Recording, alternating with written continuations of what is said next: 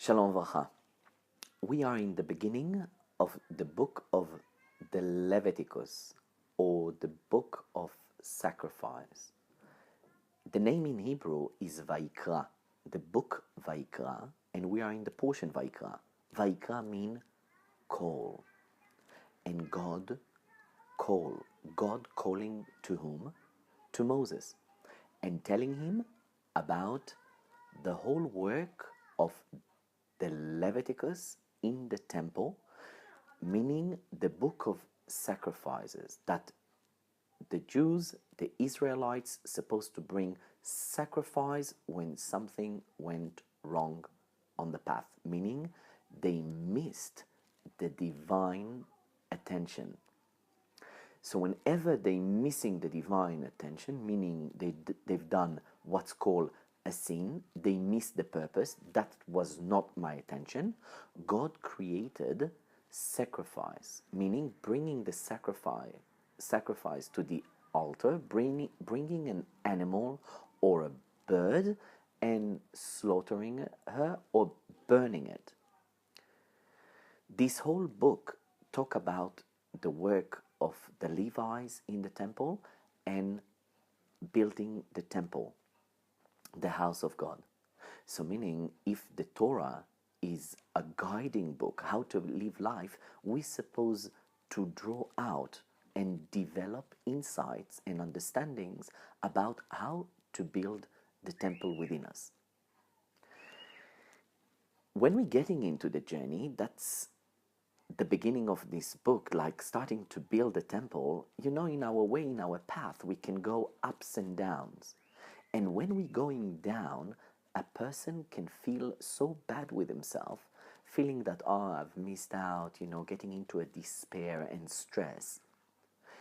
God created sacrificing, like meaning if you made something wrong, in order to balance the energy in the universe, meaning whenever a Jew, in his mind, in his thought, in his speech, or in his action, doing something that is wrong, not according to divine plan, he's in a way disturbing the balance in the universe between light and darkness. And we want that light will come over darkness.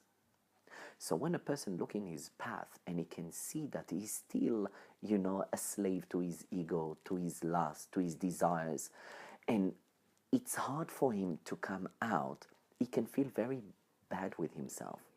Why? Because he's behaving not appropriate. The essence of the light, of the infinite light, of what called God, the Creator, the essence of the light is love. And not just love, unconditional love. God, by giving us this work of sacrificing, bringing an animal and burning it in the altar, like it's gross, it's disgusting, the smell is bad. Why to do that? Because the essence of the light is unconditional love. God made an amazing deal with human. He knew that a divine soul within a body that usually dwell with his evil inclination will go away from the path. So the person wouldn't feel despair. He made this sacrifice. He created the animals, and not all animals we're supposed to sacrifice, only the one that multiply, like sheep and cows, that there's plenty of them, lots of them. So you're supposed to bring this animal, and this animal, in a way, is by doing the sacrifice on the altar, you've been forgiven. But what about the animal? What about the poor animal? Now here we need to understand, according to Kabbalah and Hasidut, it's all one light. The light exists as well in the animal. And God made it this way, that in those animals that are written in the Torah, and not all animals, which are to be slaughtered, within them there are souls that been incarnated, or the animal itself, when it's being like sacrificed on the altar, it's being elevated from the animal kingdom to human kingdom. So the animal as well is being elevated. Not just the man is being elevated out of his mistake, as well the animal as well. So usually when we're looking from the outside, without seeing the depth of things, without seeing the truth of things, the essence of things, without understanding what's going on in the mind of the artist of creation, which this is Kabbalah and Hasidut trying to explain you as much as we can understand, so we can have like really false understandings or like really false interpretations or assumptions. So all this book of sacrifice, book of Vayikra, is talking about different sacrifice that a person need to do according to what he done. So basically God is creating here a system of forgiveness. Who can really forgive? The one that love unconditionally. Who can really forgive between men to men, between us, is a person that developed humility. A humble person can forgive. What is this humility? This humility is one of the factors or attributes that a person needs to develop in his life in order to live a balanced life with himself, with his creator, and with all of his surroundings, at work, at relationship. And I will soon give an example. We find modesty and humility in the book of Vayikra in the call.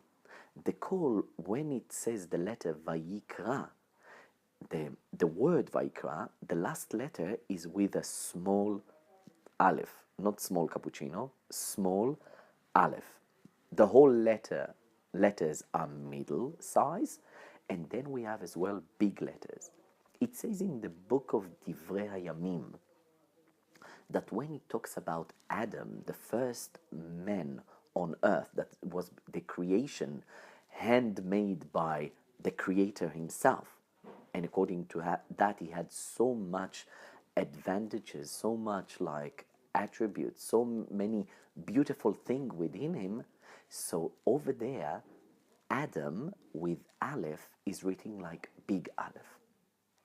Now, by the fact that the book starts with Vayikra, Vayikra, when it says Vayikra and he called, it's in a way, it's mentioned in the scriptures only with affectionate call.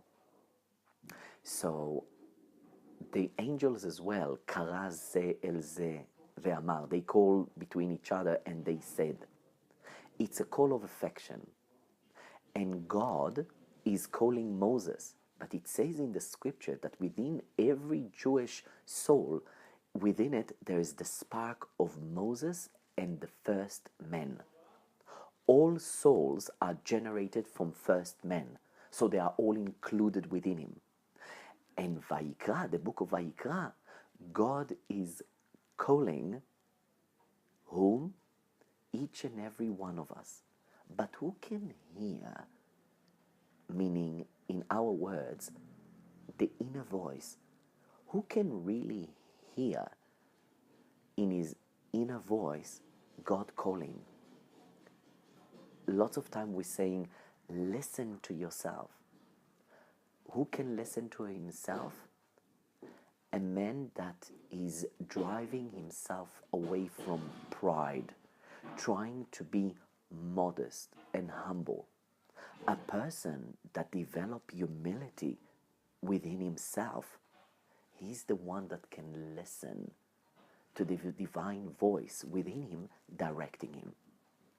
What does it mean, humility? And what is the difference between humility and modesty? Another question to recall in the last portion, the end of the book of Exodus, the portion of Vayakel Pikudei, I talked over there about how a person can feel elevated and good with himself when he's connecting his good thoughts, good speech into action. Bottom line, action. What can you do? What can you really do? And really, when we're talking about action, we do not talk about quantity. We talk about quality. Sometimes we need to think that we think that we need to do so many things, and really, all you need to do is to be present and to see that what you are doing is of quality. By that, you can release lots of stress and tension. So who's the person that can come into action? Is the one that is humble, is the one that develop humility within him. How can you develop humility? And what is the difference between modesty and humility? When God is calling Moses, he's calling him, and it says with a small aleph, Vayikra, meaning that Moses was very modest. What does it mean, modest? Anav, anava. It means like that. When a person thinks with himself, despite all of the success around him, and if he's being so successful, he remembered that all the presents, all the good attributes, all his advantages that he received it. He's being created by the one. He received those presents. Try to tap into that thought in your life when you're in chase after something, when you're seeing yourself successful. Moses thought that he knew that he was the one that received the Ten Commandments. He was the one that talked with the divine light, with God. Yet, he said to himself, there is a possibility that if someone will receive all those gifts that I received, all those talents that I've received, maybe he'll be even better than I. That's modesty. Modesty doesn't mean that the person is not acknowledging his talents, his advantages. But can you be mindful of your talents and advantages and still stay humble? Yes. When you're taking the understanding of first man, which we are included within him, and Moses exists within every Jew, the Aleph of the first Adam was big. He was the one that God created. He was the first man on earth. He was full of divine talents. Yet, what happened with him is eating out of the winery. It wasn't an apple, it was a winery. And then he fall into Chet Etzadat. And there was a big fall. And then they've been exiled out of Garden of Eve. That's to remind us that first man had all those talents, but despite all those talents, if someone is trusting himself and not being mindful of how the ego works within and what is the best medicine for the ego, Torah, and within Torah, Chassidut. I want to say here something. I said before that the vessel that you need, the attribute, the talent that you're supposed to develop in order to live in harmony and in balance with your surrounding, yourself and God, first is humility. Second is nullification, to nullify your ego. Today we're going to talk about humility. So,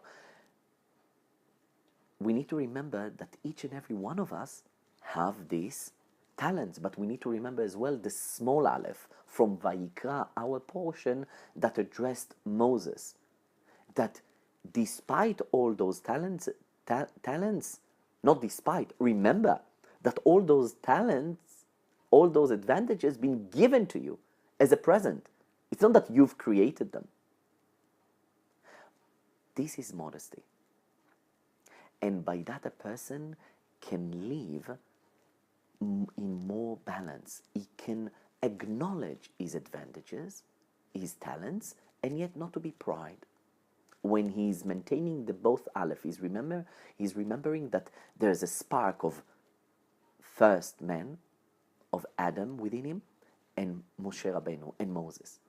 And when you're remembering those two aleph, so it will help him to maintain balance. What is humility? Humility is not modesty. Humility, it's the deep awareness and mindfulness to your disadvantages, to your weaknesses, and to your failures.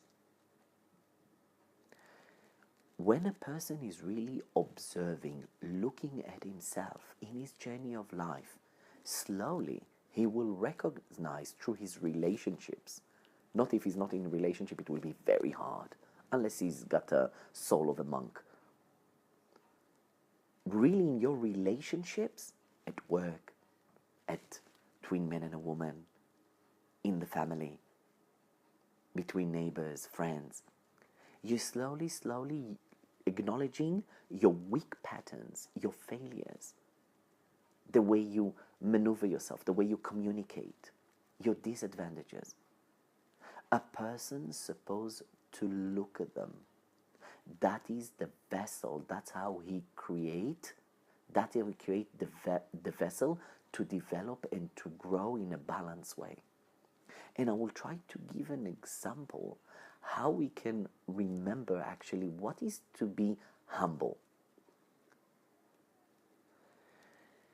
When a person is looking, observing all those disadvantages, he's not supposed to be afraid. He's not supposed to get into negativity and despair. You need to remember as well that he have the big aleph. He received all those talents and advantages to work with his disadvantages, not to be afraid of them, not to suppress them, not to ignore them. This way a person can maintain himself in a balanced way with his feeling, not to feel really despair. But really, if I'll try to give an example, how you will feel that you're developing humility, try this exercise in your life.